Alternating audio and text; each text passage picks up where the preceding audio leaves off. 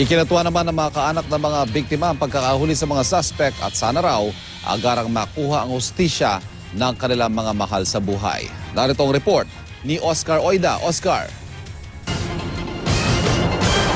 Yes, Ivan, sa ikatlong araw nga ng burol ng isa sa mga biktima dito sa Camarines, Caloocan, ikinagalak ni Judy Garbonino, asawa ng isa sa mga biktima ng nangyaring shooting sa Fairview, ang pagkakadakip ng mga suspect.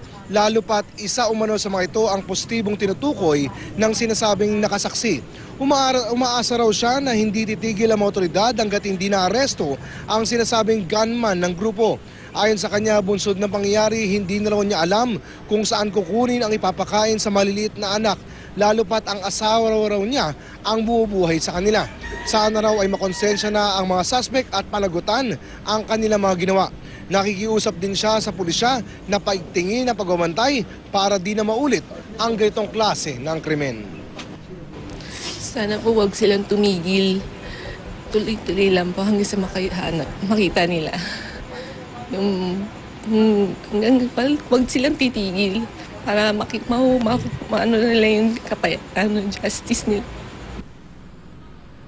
Ivan, May 19, binabalak sanang ilibing ang kanyang asawa, pero hanggang sa mga sandali ito ay hindi pa rin nila nakukuha yung death certificate dahil hindi pa raw buo yung pambayad sa naturang punerarya.